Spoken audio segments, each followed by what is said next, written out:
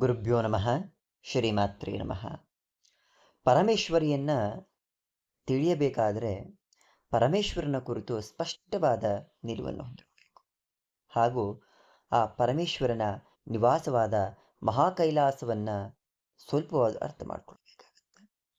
ಪರಮೇಶ್ವರನ ನಿವಾಸ ಹಾಗೂ ಪರಮೇಶ್ವರಿಯ ನಿವಾಸವೂ ಆಗಿರುವಂತಹ ಕೈಲಾಸ ವಾಸ್ತವವಾಗಿ ಏನು ಅನ್ನೋದನ್ನ ಅರ್ಥ ಮಾಡಿಕೊಳ್ಬೇಕು. ಕೈಲಾಸ ಪ್ರತಿ ಜೀವಿಯಲ್ಲೂ ಇರತಕ್ಕಂಥದ್ದು.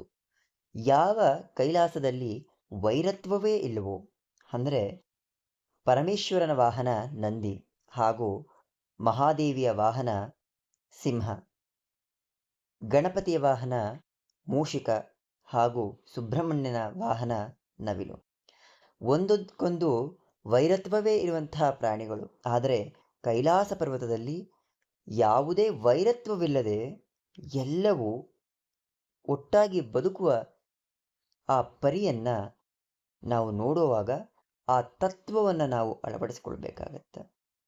ಯಾವಾಗಲೂ ಆ ಪರಿಸ್ಥಿತಿಯನ್ನ ನಿಭಾಯಿಸುವ ಬದಲಾಗಿ ಎಲ್ಲಿದ್ದೇವೆ ಆ ಪರಿಸ್ಥಿತಿಗೆ ಬದಲಾವಣೆಯನ್ನ ಮಾಡಿಕೊಂಡು ಬದುಕುವುದು ಜೀವನದಲ್ಲಿ ಸಾರ್ಥಕತೆಯನ್ನು ತರ್ತಾ ಹೋಗುತ್ತೆ. ನಮ್ಮಲ್ಲಿರುವಂತಹ ಅನೇಕ ಕಲ್ಯಾಣ ಗುಣಗಳನ್ನ, ಶುಭ ಗುಣಗಳನ್ನ ಮರೆತು ಇಂದಾದ ಕೆಟ್ಟ ಘಟನೆಯನ್ನು ನೆನೆಸ್ಕೊಂಡು ಮತ್ತೊಬ್ಬರನ್ನ ಜರಿದು ಬದುಕುವುದನ್ನು ನಿಲ್ಲಿಸಿ ಎಲ್ಲರಲ್ಲಿಯೂ ಆ ಪರಮೇಶ್ವರಿಯನ್ನ, ಆ ಭಗವತಿಯನ್ನ ನೋಡುವ ಆ ಪರಿಯನ್ನ ನಾವು ಕಾಣುವುದನ್ನ ಆ ತಾಯಿಯ ಸಹಸ್ರನಾಮಗಳನ್ನು ಹೇಳಿಕೊಡ್ತಾ ಹೋಗುತ್ತೆ.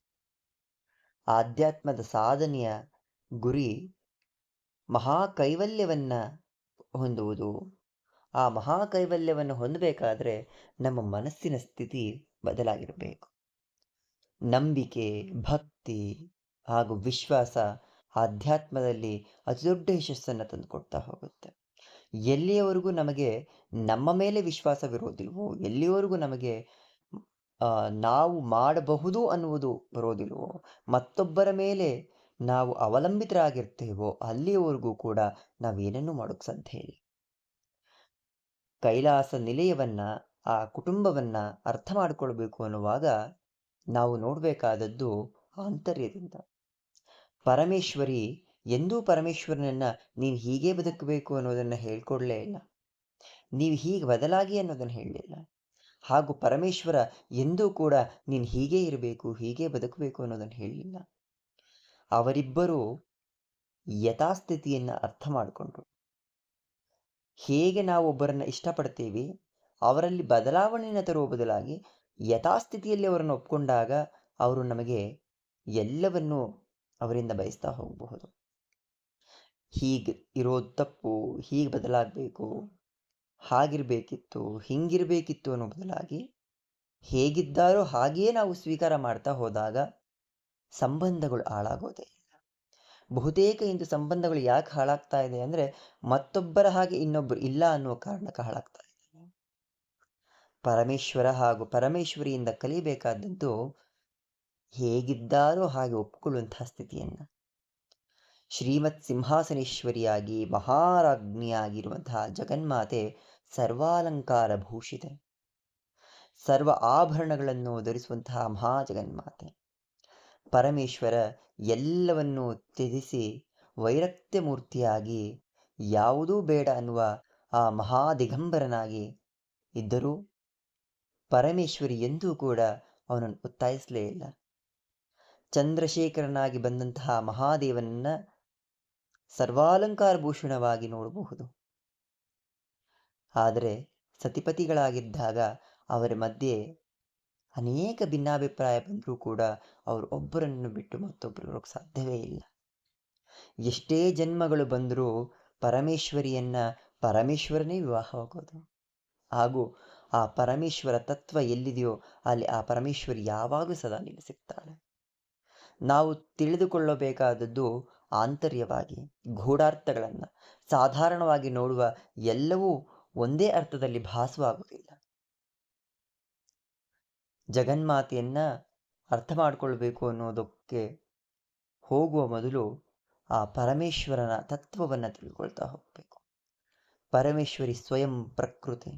ಏನೇನೆಲ್ಲವನ್ನು ನಾವು ಕಣ್ಣಿಂದ ನೋಡ್ತಾ ಇದ್ದೇವೋ ಕಣ್ಣಿನಿಂದ ಎಷ್ಟು ಸಾಧ್ಯ ಅಷ್ಟು ನೋಡ್ತಾ ಇದ್ದೇವೋ ಅದೆಲ್ಲವೂ ಆ ಪರಮೇಶ್ವರಿಯ ತತ್ವವೇ. ಆ ಕ್ರಿಯಾಶೀಲತೆ, ಆ ಜಗನ್ಮಾತೆಯ ಅಸ್ತಿತ್ವವಿರುವುದು.